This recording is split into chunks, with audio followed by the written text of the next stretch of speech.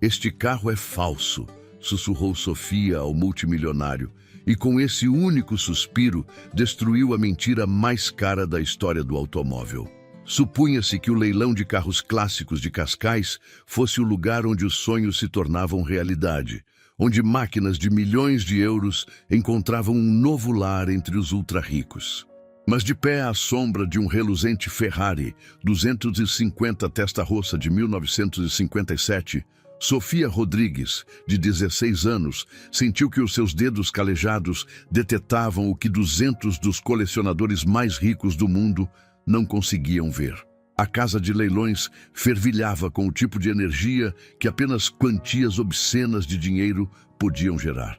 Homens com fatos de milhares de euros sussurravam ao telefone com a arrogância despreocupada de quem compra propriedades como outros compram café. Mulheres cobertas de joias que valiam mais que as casas da maioria das pessoas deslizavam entre os carros expostos, os seus saltos a ressoar contra o mármore polido que refletia mais riqueza do que todo o bairro de Sofia alguma vez vira. Sofia não pertencia àquele lugar, ela sabia-o, e o que era pior, todos os outros também o sabiam. A camisa de trabalho, manchada de graxa do seu pai, e as suas próprias calças de ganga em segunda mão, marcavam-nos como forasteiros naquele templo de adoração automobilística. João Rodrigues forjara a sua reputação ao longo de 30 anos de trabalho honesto, convertendo metal oxidado em motores que ronronavam na sua pequena oficina em Loures.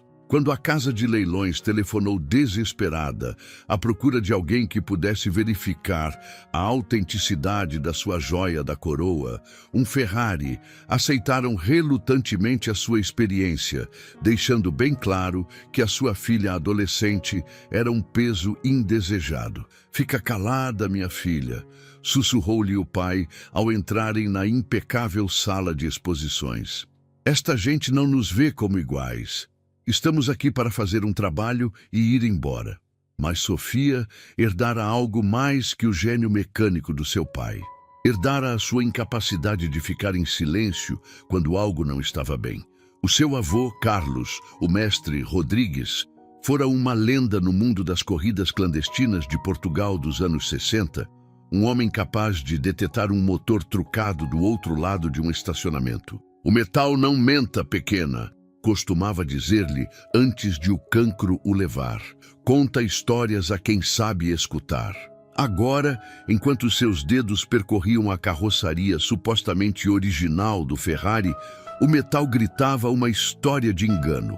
A pintura não parecia autêntica, era demasiado perfeita, carecia das subtis imperfeições que acompanham o envelhecimento autêntico. Os rebites eram precisos como os de uma máquina, quando deveriam ter sido martelados à mão. O mais condenatório de tudo era que os números de série tinham sido alterados por peritos, mas não o suficiente para enganar alguém que passara a vida a aprender a ler a linguagem secreta do aço e do cromo. Junto ao carro encontrava-se Vicente Cruz, o multimilionário magnata tecnológico, cujo império fora construído sobre os ossos de pequenas empresas que esmagara sem piedade. O seu cabelo prateado estava perfeitamente penteado, o seu sorriso era tão polido como os carros que o rodeavam, e a sua reputação de conseguir o que queria era lendária. Naquela noite, queria aquele Ferrari e estava disposto a pagar 12 milhões de euros pelo privilégio de possuir o que considerava a realeza automobilística. "É uma máquina preciosa, não é?", dissera Cruz ao aperceber-se de que Sofia estava a inspecionar. O seu tom transmitia a calidez condescendente que os adultos reservam para os miúdos que consideram invisíveis. "Há 15 anos que procuro este carro em concreto. Vai ser a peça central da minha coleção." Os seus olhos refletiam a satisfação de um homem a quem nunca tinham dito que não, a quem ninguém importante alguma vez questionara o critério. Foi então que Sofia se inclinou para ele, com uma voz apenas audível, acima do murmúrio da sala de leilões, e pronunciou as palavras que mudariam tudo. O rosto de Cruz ficou paralisado. O seu sorriso ensaiado desvaneceu-se quando a acusação dela o atingiu como um golpe físico. À sua volta, o leilão continuava com a sua dança elegante de riqueza e desejo, sem se aperceber de que uma adolescente com roupa em segunda mão acabara de desmascarar a maior fraude na história dos carros clássicos. A questão não era se Sofia tinha razão sobre o carro. As suas mãos nunca mentiam. A questão era se um multimilionário escutaria a filha de um mecânico ou se a verdade ficaria enterrada sob o peso do dinheiro e da influência. A reação de Vicente Cruz não foi a que Sofia esperava. Em vez de raiva ou negação, o seu rosto transformou-se em algo muito mais perigoso: interesse calculista.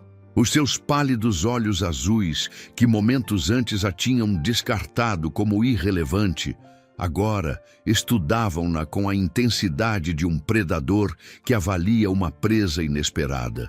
A mudança foi tão repentina e completa que Sofia sentiu a sua confiança vacilar pela primeira vez desde que tocara o metal fraudulento do Ferrari. Essa é uma acusação bastante grave, jovenzinha, disse Cruz, baixando a voz até a converter num sussurro que de alguma forma resultava mais ameaçador que qualquer grito. Tens ideia do que estás a sugerir? À sua volta, a casa de leilões continuava com o seu elaborado teatro de riqueza, mas Cruz criara uma bolha invisível de tensão que parecia separá-los do caos resplandecente. Estás a afirmar que a Rocha Leilões, a casa de leilões de automóveis mais prestigiada de Portugal, foi enganada por uma falsificação? Que 200 colecionadores peritos, incluindo eu próprio, foram enganados pela filha de um mecânico de 16 anos de Loures? A forma como disse filha de um mecânico fazia soar como uma doença. Sofia sentiu a familiar queimadura do preconceito de classe. O mesmo tom que ouvira nos orientadores que assumiam que nunca chegaria à universidade, nos dependentes que a seguiam pelas lojas, em 1000 pequenos cortes que lhe recordavam diariamente que o seu código postal definia o seu valor no tácito sistema de castas português. Mas Cruz não terminara a sua dissecação psicológica. Gastei mais dinheiro em restauros de carros do que a tua família verá em 10 vidas. Continuou, aproximando-se até ela poder cheirar a sua cara colônia misturada com o aroma do couro e do dinheiro antigo. Consultei os próprios historiadores da Ferrari em Maranello. Fiz examinar este carro por 3 peritos independentes. A sua proveniência é impecável, propriedade documentada desde a sua venda original em 1957, através de 7 colecionadores anteriores, cada um deles um pilar da comunidade automobilística. O que Sofia ainda não podia ver era o jogo mais profundo que Cruz estava a jogar. Vicente Cruz não construíra um império tecnológico avaliado em 40 mil milhões de euros, aceitando desafios à sua autoridade, especialmente de adolescentes que lhe recordavam incomodamente as suas próprias origens humildes. Nascido como Vicente Souza, num subúrbio do Porto, saíra a rastejar da obscuridade da classe trabalhadora, aprendendo uma verdade fundamental. A percepção era mais valiosa que a realidade, e manter essa percepção requeria esmagar qualquer um que ameaçasse expor as contradições. O Ferrari não era apenas um carro para Cruz, era um símbolo da sua transformação de filho de um operário fabril despedido a um homem que podia permitir-se a realeza automobilística. E mais importante ainda, era a peça central de um plano muito mais amplo. Cruz estava a assambarcar discretamente o mercado dos Ferraris raros, inflacionando artificialmente o seu valor mediante leilões cuidadosamente orquestrados e uma cobertura mediática estratégica. O seu plano era assombrosamente simples: criar uma bolha no mercado dos carros clássicos e depois vender em curto as suas próprias posições quando a bolha rebentasse, ganhando milhares de milhões com o colapso de um mercado que ele próprio manipulara desde dentro. Pareces nervosa, observou Cruz, ao notar que as mãos de Sofia começaram a tremer. Talvez queiras reconsiderar a tua declaração. Os erros acontecem quando saímos do nosso âmbito. Estou disposto a ser compreensivo com este mal-entendido. O seu tom transmitia a falsa calidez de um agiota que oferece uma prorrogação de pagamento. Sofia reconheceu a manipulação pelo que era, uma tentativa de a fazer duvidar da sua própria experiência, de a convencer de que a sua origem operária a desqualificava para desafiar a autoridade dele. Mas Cruz cometera um erro crucial na sua guerra psicológica. Assumira que o tremor de Sofia era medo, quando na realidade era raiva. O tom condescendente, o desprezo casual pela experiência da sua família, a suposição de que a pobreza equivalia à ignorância. Cada palavra avivara um fogo que se acumulara ao longo de toda a sua vida. Já não se tratava apenas de um Ferrari falso, tratava-se de todas as vezes que alguém olhara para as mãos calejadas do seu pai e decidira que a sua opinião não importava. Todas as vezes que alguém falara mais devagar ao ouvir o seu apelido, todas as vezes que o sistema tentara convencê-la de que o seu lugar era ficar calada e agradecida pelas migalhas que os poderosos decidiam atirar-lhe. João Rodrigues, que observara a conversa do outro lado da sala enquanto fingia examinar um Jaguar E-Type, começou a aproximar-se. Podia ler a linguagem corporal da sua filha como um livro aberto e sabia que aquela postura concreta dos seus ombros significava que alguém estava prestes a aprender porque a família Rodrigues sobrevivera 3 gerações num negócio que comia vivos os fracos. Sofia não recuava. Estava a preparar-se para uma luta que traria à luz não só um Ferrari falso, mas todo um sistema construído sobre a premissa de que o dinheiro podia comprar a verdade. A verdadeira pergunta não era se Sofia tinha razão sobre a autenticidade do carro.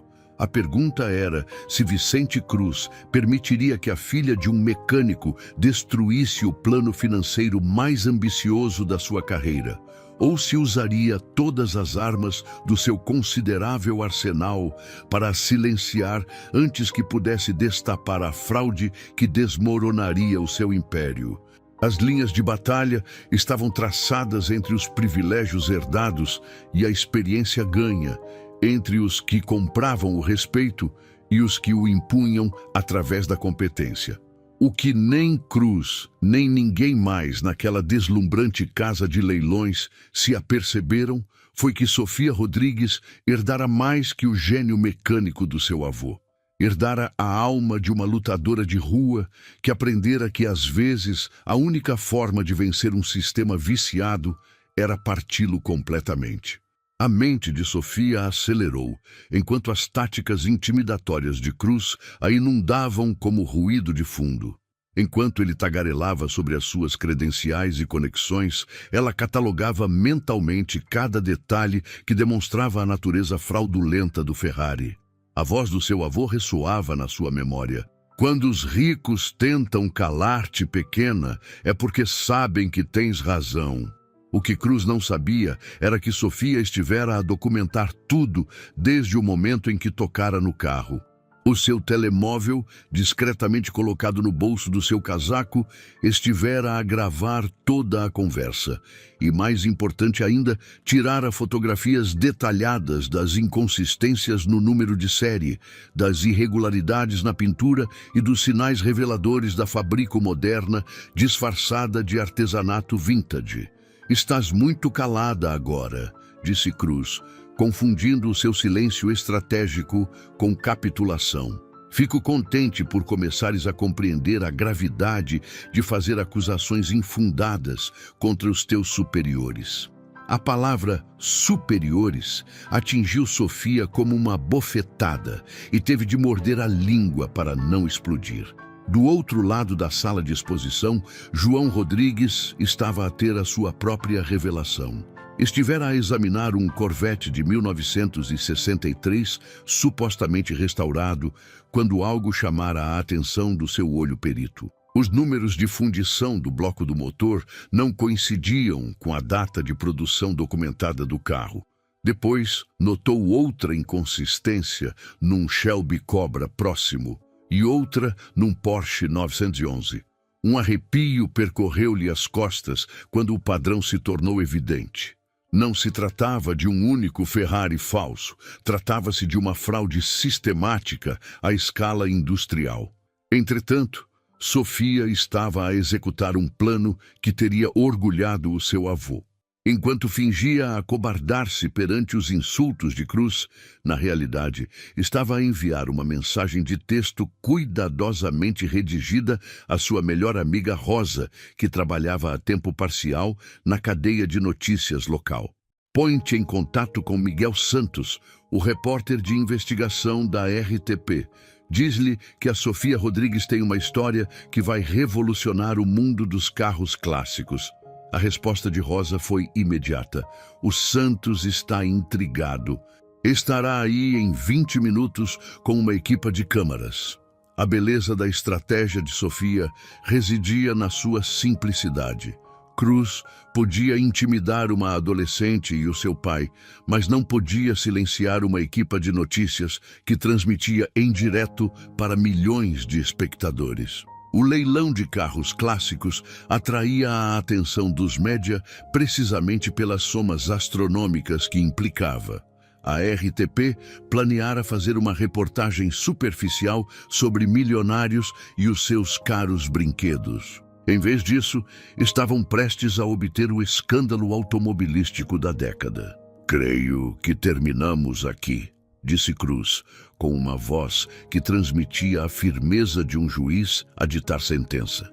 "Sugiro que tu e o teu pai cobrem os vossos honorários e se vão embora antes de continuarem a fazer figura ridícula."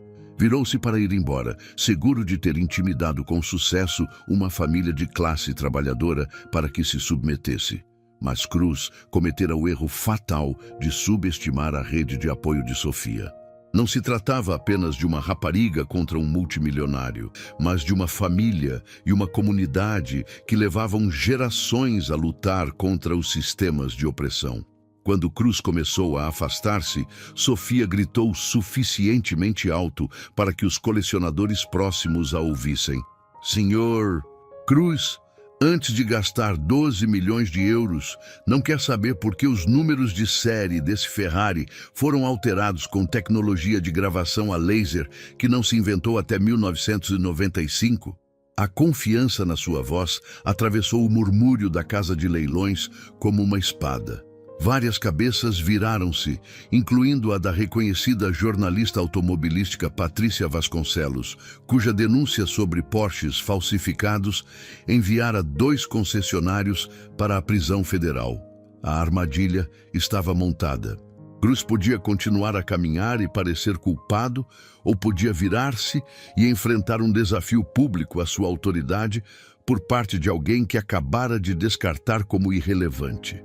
O que Cruz não sabia era que o seu império de mentiras cuidadosamente construído estava prestes a desmoronar-se, não por culpa dos investigadores federais ou de multimilionários rivais, mas por uma jovem de 16 anos que aprendera que a integridade era a única coisa que o dinheiro não podia comprar e o poder não podia corromper. Vicente Cruz ficou paralisado a meio da marcha como um homem que acabara de pisar uma mina terrestre. O comentário sobre a gravação a laser acertara em cheio com precisão cirúrgica, e Sofia pôde ver o momento exato em que a sua fachada de confiança se fendeu. À sua volta, o murmúrio refinado da casa de leilões começou a transformar-se em algo mais predador quando os colecionadores próximos percepcionaram sangue na água. "Isso é impossível", disse Cruz, virando-se com um sorriso tão forçado que parecia sustentado com arame. "Gravação a laser em 1995? Jovenzinha, está claro que está confusa sobre as técnicas de restauro de automóveis." Mas a sua voz trazia um tremor que traía as suas palavras. Sofia notou como as suas mãos começaram a tremer ligeiramente. Foi então que Miguel Santos irrompeu na casa de leilões com a sua equipa de câmaras, cujos equipamentos atraíam os olhares da elite ali reunida. Santos era um repórter tenaz que lavrara a sua reputação denunciando a corrupção em Lisboa, e a mensagem de Rosa sobre uma mecânica adolescente que desafiara um multimilionário intrigara-o o suficiente para abandonar os seus planos de jantar. "Senhor Cruz!" gritou Santos com uma voz que atravessou a casa de leilões como uma motosserra atravessa seda. "Miguel Santos, RTP Notícias. Estamos a investigar as acusações de fraude sistemática no leilão desta noite. Importa-se de comentar as afirmações de que vários veículos aqui presentes contêm documentação falsificada?" O efeito foi instantâneo e devastador. O rosto de Cruz passou de mostrar um desprezo confiante a um pânico mal controlado. Os outros colecionadores, que momentos antes estavam dispostos a licitar por milhões, de repente interrogavam-se se estavam prestes a tornar-se cúmplices de uma fraude. Com as câmaras a gravar e a atenção do público fixa no drama que se desenrolava, Sofia deu um passo em frente com a confiança de alguém que herdara 3 gerações de experiência mecânica. O número de série deste Ferrari foi alterado utilizando tecnologia que não existia quando se fabricou este carro, anunciou. A pintura contém compostos que não estavam disponíveis até a década de 1980 e os padrões de soldadura mostram uma precisão mecânica impossível com o equipamento de 1957. Cruz cometeu então o seu erro fatal ao optar pelo ataque em vez da retirada. "Isto é ridículo", rosnou, perdendo por completo a sua compostura de multimilionário. "Não vou receber lições sobre a autenticidade dos automóveis da filha de um mecânico que provavelmente aprendeu tudo o que sabe em vídeos do YouTube." O insulto classista flutuava no ar como um gás venenoso, e Sofia pôde ver como vários colecionadores se encolheram perante o preconceito evidente na sua voz. O que Cruz não sabia era que o seu desabafo acabara de ser retransmitido em direto para 3 milhões de espectadores, e as redes sociais já estavam a explodir com clipes de um multimilionário a atacar uma adolescente. João Rodrigues deu um passo em frente, a sua tranquila dignidade em franco contraste com o colapso de Cruz. "Senhor Cruz", disse com o seu português pausado, que transmitia a autoridade de 30 anos no restauro de automóveis. "A minha filha tem razão, mas há algo mais que deve saber." Tirou o telemóvel e mostrou as fotografias que tirara. "Não se trata apenas de um Ferrari. Conto pelo menos 12 veículos neste leilão com irregularidades similares. Isto parece ser uma fraude organizada à escala industrial." A casa de leilões mergulhou no caos quando os colecionadores começaram a exigir inspeções imediatas. A equipa de câmaras de Santos capturou cada momento, enquanto o mundo cuidadosamente construído por Cruz começava a desmoronar-se à sua volta. O multimilionário, que passara décadas a construir um império baseado numa percepção fabricada, via-o desmoronar-se em tempo real, derrubado por 2 mecânicos de Loures. "Não tens ideia do que fizeste", espetou Cruz a Sofia, deixando finalmente cair por completo a sua máscara. "Vou destruir a tua família. Vou assegurar-me de que o teu pai nunca mais trabalhe nesta cidade." "O que vai fazer?" interrompeu Sofia com voz firme como granito. "Processar-nos por dizer a verdade? Ameaçar-nos por expor a fraude? Força, Sr. Cruz. Toda a gente está a ver agora." E efetivamente assim era. A transmissão em direto de Santos tornara-se viral, com milhões de pessoas a ver uma adolescente de classe trabalhadora a enfrentar um multimilionário que acabara de revelar a sua verdadeira natureza perante as câmaras. As consequências foram rápidas e impiedosas. Poucas horas depois da emissão de Santos se tornar viral, os investigadores da Polícia Judiciária invadiram a sede da Cruz Technologies, enquanto os contabilistas forenses começaram a analisar o que se conheceria como a maior fraude automobilística da história de Portugal. A hashtag Graça Money tornou-se um grito de guerra para os portugueses de classe trabalhadora que levavam décadas a ver como os multimilionários escapavam das consequências. E a imagem de Sofia, de pé desafiante perante um Ferrari falso, enquanto um multimilionário se desmoronava atrás dela, converteu-se na fotografia definidora da luta de uma geração contra a corrupção institucional. O Império de Cruz desmoronou-se como um castelo de cartas num furacão. A investigação da Polícia Judiciária revelou que a sua fraude automobilística era apenas um dos tentáculos de um enorme polvo financeiro que incluía manipulação bolsista, evasão fiscal e tramas de suborno que remontavam a décadas atrás. A mesma arrogância que o levara a descartar a experiência de uma mecânica adolescente também o tornara descuidado ao apagar os seus rastros digitais. As suas comunicações encriptadas, que detalhavam planos para manipular os mercados de carros clássicos, enquanto apostava contra os seus próprios investimentos, converteram-se em provas judiciais que o enviariam para a prisão durante 37 anos. Mas a verdadeira reivindicação chegou quando a própria equipa de autenticação da Ferrari voou de Maranello para examinar o carro em disputa. O mestre artesão Antônio Benedetti, que restaurava Ferraris desde a década de 1960, deitou um olhar às provas de Sofia e declarou que se tratava da falsificação automobilística mais sofisticada que vira. A análise da pintura com dióxido de titânio teria bastado por si só para descobrir a fraude, mas a descoberta da gravação a laser de Sofia revelara técnicas de fábrico que não existiriam até 40 anos depois da suposta data de criação do carro. A transformação da família Rodrigues foi igualmente dramática. A experiência de João, repentinamente reivindicada em âmbito nacional, levou-o a assinar contratos de consultoria com importantes casas de leilões desesperadas por evitar os seus próprios escândalos de fraude. Sofia encontrou-se a receber ofertas de bolsas do MIT, Caltech e Stanford, universidades que nunca tinham recrutado alunos do seu liceu de Lourdes, que carecia de fundos. E mais importante ainda, demonstrara que a integridade e a experiência podiam triunfar sobre a riqueza e a influência quando se contava com a coragem e a plataforma adequadas. O efeito dominó estendeu-se muito para além da história de sucesso de uma família.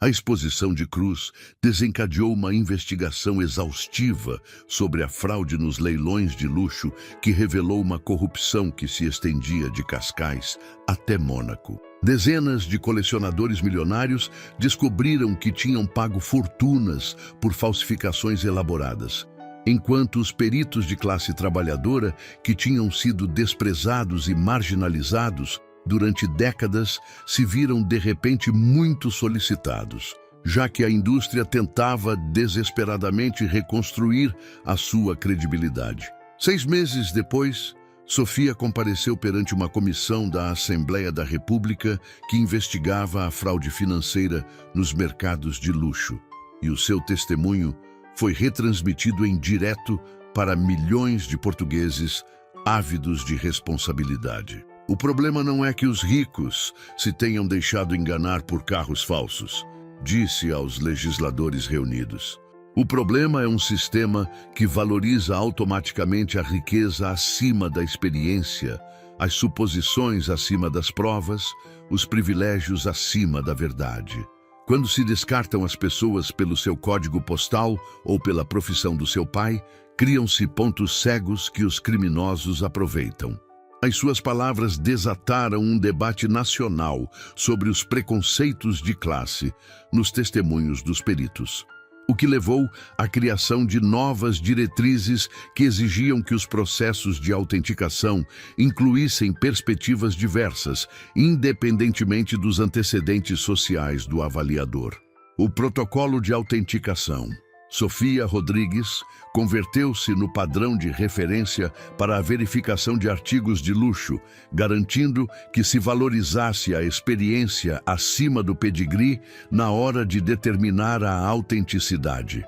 O próprio Cruz converteu-se num símbolo das consequências dos crimes de colarinho branco e a sua queda de multimilionário a preso número 4.72919 serviu de aviso a outros que acreditavam que a sua riqueza os tornava intocáveis. Durante a sua sentença, foi obrigado a escutar a leitura em voz alta da declaração de impacto da vítima de Sofia. O Sr. Cruz pensou que podia calar-me porque sou jovem, porque a minha família trabalha com as mãos, em vez de mover dinheiro em computadores. Aprendeu que a verdade não lhe importa a sua conta bancária e que a justiça não revê a sua carteira de ações antes de ir atrás de si. O Ferrari que iniciara tudo acabou no Museu do Automóvel de Caramulo, exposto não como uma obra de arte automobilística, mas como prova de como a gente comum pode derrubar uma corrupção extraordinária. A placa que tinha debaixo dizia: denunciado por Sofia Rodrigues, de 16 anos, demonstrando que a integridade é a moeda mais valiosa em qualquer sociedade. Hoje em dia, Sofia estuda engenharia mecânica no MIT com uma bolsa completa, enquanto o seu pai dirige a Rodrigues Automotive Authentication, o serviço de verificação mais fiável da Europa. A sua história converteu-se na prova de que em Portugal, quando o sistema funciona corretamente, uma adolescente com as mãos calejadas e um coração honesto ainda pode derrubar um multimilionário cuja única experiência era comprar a sua saída das consequências. A lição ressoou muito para além do mundo do automóvel. Numa sociedade construída sobre a premissa de que o dinheiro é sinônimo de verdade, às vezes precisa-se de alguém que não tenha nada a perder para demonstrar que o Ferrari do imperador, tal como as suas roupas, não era mais que uma cara ilusão. E se esta história de Davi derrotando Golias demonstra que a verdade e a coragem ainda podem triunfar sobre a riqueza e os privilégios, há inúmeras histórias de pessoas comuns que fazem coisas extraordinárias quando se recusam a permanecer em silêncio perante a injustiça.